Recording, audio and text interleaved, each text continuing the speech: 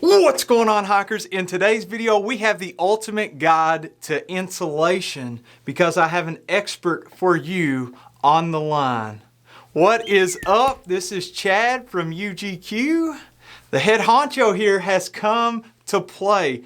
It's kind of going to be maybe a Q&A style conversation-ish. And in the description, I'll try to leave as much info as I can on what questions we ask. And then if you have follow-up questions, you just comment. So what is up, Chad? What's going on, Tell us a little man? bit about you and your business real quick so people know what you got going on. So my name is Chad. I am the operations manager here at UGQ, and that basically means that I don't really do anything, just kind of walk around with a clipboard and do my little checks and sit down and kind of watch. So, Modest man. I like it. Well, you're my expert on down. So let's just hop right into it. I want you to start off and tell us what is down, because I know I bought jackets and sleeping bags and quilts and all that stuff that says I use down as the insulation, if you will, but what exactly is it? sure. So most people ask me what is up. Not very many people ask me what is down. So down obviously is the under insulation of either a goose or a duck, and it's essentially one of the lightest and warmest insulations commercially available. Is it duck and goose? I guess is my question. So there's duck down, and then there's also goose down. Which one should I buy? Honestly, there's not a huge difference between the two as far as performance. So a lot of people ask us the question, should I go with duck down or goose down? Is there really a difference? And at the end of the day, to the end user, you're not going to see a difference. When we say we're going to fill a quilt to a certain temp rating, whether it's goose down or duck down or 950 or 800 fill power, it's going to be filled appropriately to that 20-degree temp rating. Oh, okay. Gotcha.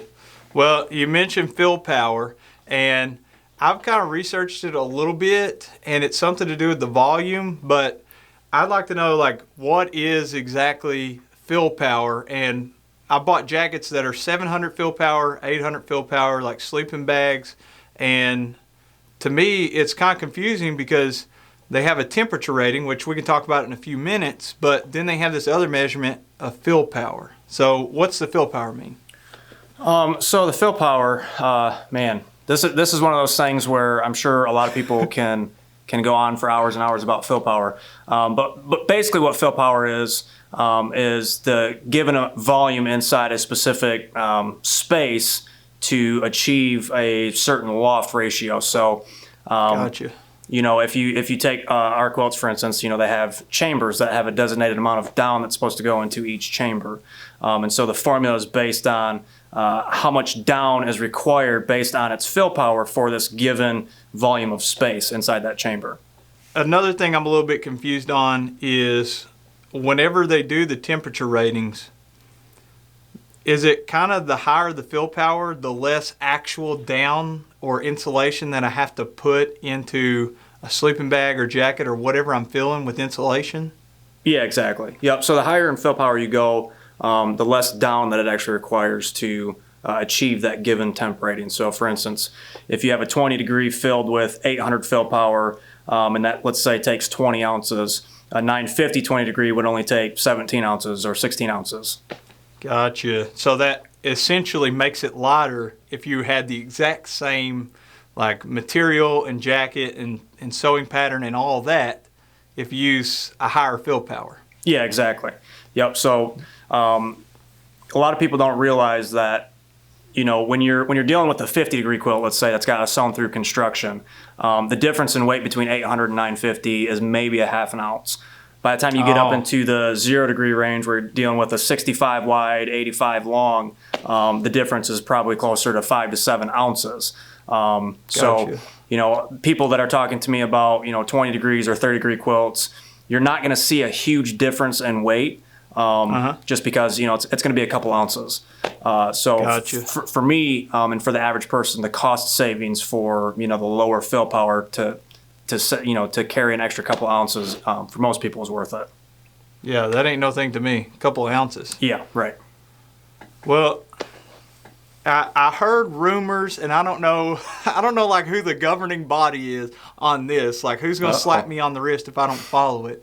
But I heard rumors about a standard unit of measurement coming in the future for comfort ratings and that kind of stuff. But I don't know, I'm talking like sleeping bags, sleeping pads, that kind of thing. And I didn't know if there is somebody that has to check your equipment. I don't think y'all make sleeping pads, right? No. Mm-mm. So I heard sleeping pads, they're doing like, we're going to test it, and this is the temperature it's supposed to go down to because they have an R value.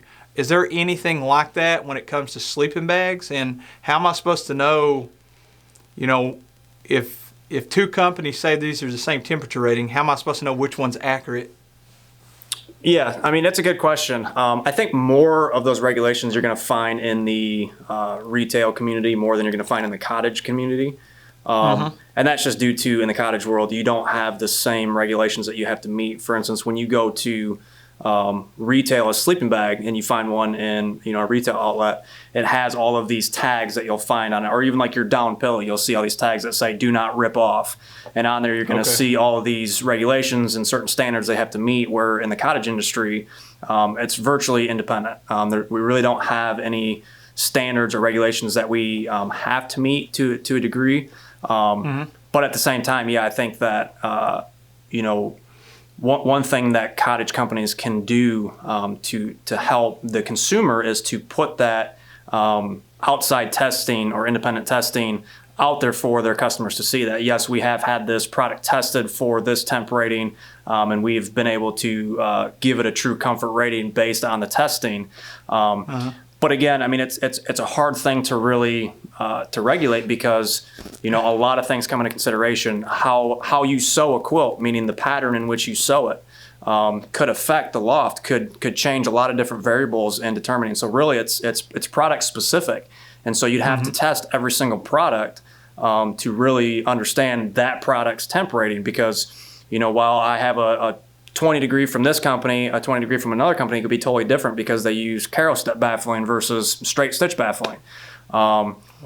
So yeah, I mean, there's a lot of things that come into play. So, our temp ratings come from what was classified as the industry standard, which was basically the number of inches of loft needed to achieve, let's say a 20 degree temp rating.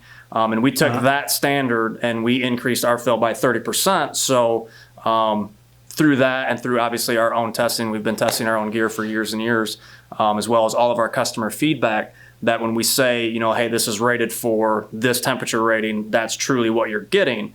And, because in a lot of ways it feels dishonest when you go to a store and you buy what on the label says a 20 degree, but you're only comfortable down to 35. It's like, well, why didn't I just buy a 0 degree if I wanted to be comfortable at 20? And so it becomes very confusing for people. And you see that trending in a lot of the YouTube circles and outdoor circles of people trying to understand what this temp rating means. Does it actually mean it's good for 20 degrees or is it only good for 35 degrees? I mean, that's a phone call I get pretty regularly. So a lot of the testing is my understanding from the different cottage companies, not like, major vendors, everything made in China, versus a cottage company where it's almost like a family-oriented operation, I'm assuming, depending on who it is. Those two differences, your all's testing, or when I say your all's, I mean like cottage companies, is a lot of anecdotal, like let me actually go out and put this to the test on the trail, versus just kind of ballparking it and checking to see, would it really go down to this temperature? Because I know there's been times where, I bought a sleeping bag that's supposed to be 15 degrees, and then I take it, and once I get down to about 30, I'm like, oh, I'm going to throw some hot hands in here or something because it's a little bit chilly. Right. So is that how y'all mainly test, is going out and trying it out in the woods? Right. Yeah. I mean, we've obviously had a lot of years to fine tune all of our products, and really, I mean, that's what it comes down to is us getting out there and testing our gear regularly to make sure that, the average person who is obviously well hydrated and ate properly before bed is able to stay comfortable at this temp rating. in the early years, we had to, kind of work through a lot of those variables with our product specifically. So we take, that baseline standard that's kind of been put out there through, the bigger companies and maybe some other cottage companies, and take that and kind of tweak it with our own product and add down and take way down until we hit that sweet spot to where, 99.99% of our feedback is customers telling us that, yes, I was able to take this to that temperature rating and beyond in most cases, which is comforting to a customer to know that, hey, I'm buying this product and it's actually going to do what it says it's going to do. Right. Yeah, I mean, reputation is everything when it comes to like selling a product where people are actually going and using it, and your life could be at risk if you go out and it's 15 degrees and you have a 50-degree sleeping bag. I mean, It just doesn't add up. Yeah, exactly. And that's the thing. We've had a lot of people call in and tell us, those exact stories where, they're on some great expedition, 40, 50 miles in deep wilderness, and, telling us that this product saved their lives because, if it wasn't for, the extra down, if you will, compared to what they were used to in their other products, it really saved their life in a very desperate situation. So it's important to know what you're carrying on your back and that you can trust it and be confident in it. Well, let me ask you this then, because this is something I've done with down in the past. I have taken multiple sleeping bags or quilts or what have you, and I stacked them. Now, I know there's a lot of variables, but do you have any ballpark? Like, for instance, I was out just last weekend, and it was 15 degrees overnight. Very cold wind chill, higher winds, and I stacked both those sleeping bags. And one was a 15-degree quilt, and one was a 15-degree sleeping bag by Nemo, and they were both down. And I had them on, and I woke up, and I was like, man, this is way too hot. Do you have any idea on like how the temperatures stack? Yeah, I mean, it's another one of those variables. There's a lot of things to consider. If you don't have that second quilt stacked just right and there's an air gap, in between the two quilts, then essentially it's not really doing anything because you're still getting that same cold air penetrating through there. Gotcha. With both of them stacked, let's say for the first one, or both of them being 15 degree, let's say the baffle height is about 3 inches roughly. So in theory, that should give you 6 inches of insulation, which, should be rated somewhere around minus 30, minus 20, something like that. Yeah. I know we did one a couple weeks ago that was either a 6 or 6.5 inch baffle that was for a minus 40 quilt. Man, I don't know. I would have to be crazy before I would go out. That's just not for me. Yeah, no, I'm never doing that, ever. Not going to happen. Well, here's something that I've had a lot of questions on, and I've tried each. The synthetic versus the down, and especially when it comes to getting wet. And especially when it comes to, especially with jackets. Like, I remember one trip I was in Red River Gorge, Kentucky, and I was so worried about keeping my down jacket dry. And my friends, Kristen and Kevin, they had synthetic jackets, just like Marmot from REI, and theirs got soaking wet. I don't know like how, we had a downstorm, like a downpour, but theirs got soaking wet. So I had experiences where down gets wet. Why exactly does it provide no insulation value? And kind of when is synthetic better? So, down can get saturated. At the end of the day, that's what happens. The down gets saturated and effectively loses its loft and therefore its performance. So with insulation or with synthetic, you don't have that saturation happening. It's repelling that water, and it's not able to actually absorb into, at least not as much, into the synthetic. And it also dries out quicker. So it's the difference between having a pair of, waterproof pants that the water just beads up and repels off of versus having a pair of cotton pants that as soon as a drop of water hits it, it just sucks it right in. That's a good analogy. So I like that. The other thing to consider too, and this is why we try to explain to people all the time, for some companies, overstuffing their quilts or whatever the product is actually increases their temp rating because they may be using a lower limit rating. So by overstuffing that quilt, it brings that up to an actual comfort rating. What does that mean, overstuffing?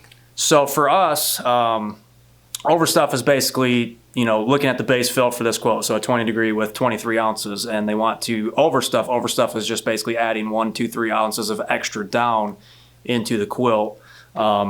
And so a lot of people get confused about why would I overstuff my quilt? Isn't it already rated for this temperature and so on? Mm-hmm. So again, for a vendor who is overstuffing, whose temp rating is a lower limit rating, meaning it's a survivability rating. If you overstuff that quilt, it actually brings the temperature rating up to a comfort rating because their chamber is effectively underfilled.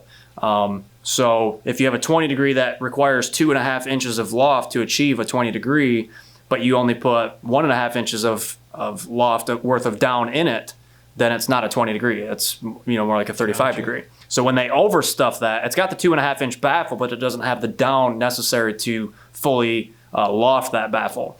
So overstuffing it will take that 2.5 inches and actually bring it up to where it's supposed to be. So it'll put enough down in that chamber or enough volume to actually create the loft necessary for that 20 degree. That's pretty smart. So loft is everything. Right, exactly. So for us, we start out at the right fill. So when we're at 2.5 inches for a 20 degree, we're already there. That's where we start. And so overstuff in our application does something a little bit different. So the first thing that it does is it protects against any potential loss of loft due to moisture. So you wake up that morning and you're just saturated with condensation. Well, all that moisture on top of your quilt is going to create weight, which is going to compress the down, right? And maybe that top layer of down, the water has penetrated through your fabric, so that top layer of down, let's say a 1/2 inch, has been, saturated. By introducing more down into that chamber, you now have more resistance in that chamber, which makes it more difficult to compress that chamber, which means that it's going to perform more optimally in moist environments. That makes perfect sense. It's like creating an extra buffer in there. Exactly. So you have a little bit of room to play. Right. Even if there's some variables that are working against you, you can still stay warm. Right, exactly. Man, that's pretty smart. Well, since you're talking about stuff getting wet, and I know it could be a thunderstorm or it could be condensation in your tent or your hammock or tarp or whatever, what are some steps that we can use to prevent against losing all that loft? Because I've heard of different coatings on fabric and that kind of stuff, like Gore-Tex on shoes, but I don't know what the equivalent is for things that are insulated. Sure. There's definitely some amazing fabrics out there. Technology has come so far in the last 10 years where fabric's concerned. But at the end of the day, down products require breathable fabrics, which means it can never be 100% waterproof. It has to breathe. So most down rated fabrics are what's called water resistant, which means it will repel water to a certain point. But if you have a constant stream of water flowing on that spot, it will eventually soak it in and get saturated. So it is designed to, the DWR coatings are designed to repel water, but light water application. So, but at the end of the day, it has to breathe. So there's really no way to get around that variable of the fabric has to breathe. So no matter what you do, if you put, a sil poly fabric on a down product, it would never breathe. And if there was any moisture trapped in those chambers, the down would have moisture trapped in it, which what happens when moisture's trapped? It grows mold. So you have to have that. I never even thought about that, because without the air actually sucking in through the fabric, how are you going to even pack it down? Right, it's going to be like a balloon that's blown up. Exactly. So you have to set your expectations to understand that. Look, if this gets wet, it will saturate. Now it can handle a light misting, it can handle a light condensation, but we don't recommend jumping in a river with it. No, probably not. That's not gonna do good for you. Well, I have a curveball to throw at you, okay? So answer this how you will. I've seen different reviews of different sleeping bags in particular where the baffles are running horizontal or the baffles are running vertical. And what I mean by baffles, if viewers don't know what I'm talking about kind of sewn in patterns that you would stuff with some type of insulation. That way it holds it into place. Now on those baffles, I've heard of some issues where you're laying there and then the down kind of falls beside you. So enlighten us a little bit on like I don't know, the sew pattern, if that's what's affecting it, or how you strategically place the baffles so that while you're laying there at night, you don't get a cold spot from the down falling, gravity pulling it down off of you. Sure. You know what I'm talking about? Yeah, absolutely. So that also brings up the second reason why we overstuff is that one, it just creates more internal volume, which does help minimize that downshifting effect taking place. So the design that we have for our Bandit, we came up with, I don't know, 2012, 2013, something like that. So we have the vertical chambers running on the torso and then the horizontal chambers in the foot box. Now our original top quilt had all horizontal chambers running across the entire quilt. And what we noticed was happening is that once that quilt was actually formed around you, it was having a bridging effect coming up off your chest just because of the way that the baffles were laying. So it was actually causing the quilt to bridge up off of your chest, creating dead airspace between you and the quilt. And your body does not do good at heating that much airspace. And so by switching the torso to vertical, now what that does is actually allows the quilt to lay flat on your chest without having that bridging effect taking place. And what it also does is it allows zone filling. And zone filling is basically where you can add overstuff to either the top half of your quilt or specifically in the foot box for, you know, the majority of people out there that have cold feet. And so, yeah, I mean, since we've been using that specific design, I can't think of a complaint we've ever had about someone having cold spots or downshifting. And it starts with having the right amount of down, and it starts with making sure that when you pull your quilt out of the stuff sack that you take necessary steps to make sure the down is fluffed up and distributed evenly before you lay down to sleep with it. Well, don't scold me on this. Uh-oh. But I got one last question for you. How long am I allowed to leave my down compressed in the stuff sack after I get back from a trip? Because sometimes I'm a little lazy and I get back and I'm like, man, I don't want to deal with this today. I just drove home. It took 8 hours. I don't want to unpack this. So give me your no-no speech. So that's a good question because I'm the exact same way. So I would say that if you're 100% confident that the down is 100% dry, meaning there's no moisture, then you should be fine for quite some time. I mean, we've had products stuffed for 9-10 months in a stuff sack and pulled it out, and after a couple of days, it was fully back to its original loft. Now, if you're on that trip and you experience any moisture along the way, the problem that you run into is obviously having moisture trapped in a compressed state, which means there's no airflow and there's nowhere for that moisture to go. So, a month down the road, you may have some mold issues going on or experiencing a really musty or wet dog smell, if you will, on the down. I mean, it's an animal product, so you're going to experience that wet smell. So we always recommend pull it out as soon as you can, get it airing out so that you don't have any moisture in there. That makes sense, man. I didn't even think about the moisture. Yeah, because you're breathing all night. So. Right. Yeah, between that and the condensation, whatever may be in your backpack that spilt, or I mean, there's a number of things. So yeah, always check and make sure. If you went out and did a desert hike, but even then, I mean, most likely you have a lot of body oils on, when you're sleeping. So ideally, pull it out and let it air out for a couple days, as much as it takes you, 5 seconds to pull it out. I know. But yeah, it's definitely worth it. Well, give everybody, and you can think about it for a second, your number one tip when it comes to maintaining the life of the down. And then while you think about your answer, I'll tell you why I'm asking. I pay a lot of money for good products, and I will. And if that means that I have to do something extra to take care of it and make it last me for a long time, since I paid so much money, the more times I can use it, the longer I want it to last. So what's your number one tip? What would you leave everybody with on, how should you treat your down or how to maintain it? So just a tip. So basically what we just talked about is probably the most important, and making sure that it is aired out properly and is stored in a lofted state, not in a compressed state. And then the other one would just be make sure that you wash it when necessary. I mean, you really don't need to wash it, 3-4 times a year. Most people are only using their quilt 3 or 4 times a year.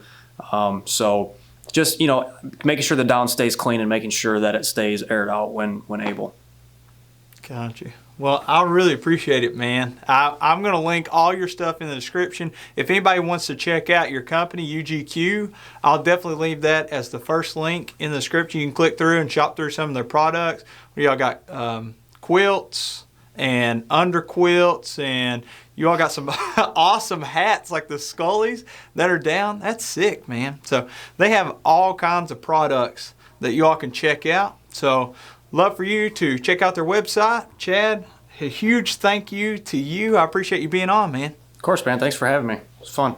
All right. Well, if you all liked the video, give me a thumbs up. Make sure you're commenting below and tell me what are some questions that we didn't answer. Heck, we may even do a follow-up. We didn't even talk much about how to wash the down or anything like that. So yeah, there's comment. What's that? I was just gonna say there's hours worth of stuff to cover, no matter what you do. We could talk all day. All right, subscribe, ring the bell. We'll see you in the next video.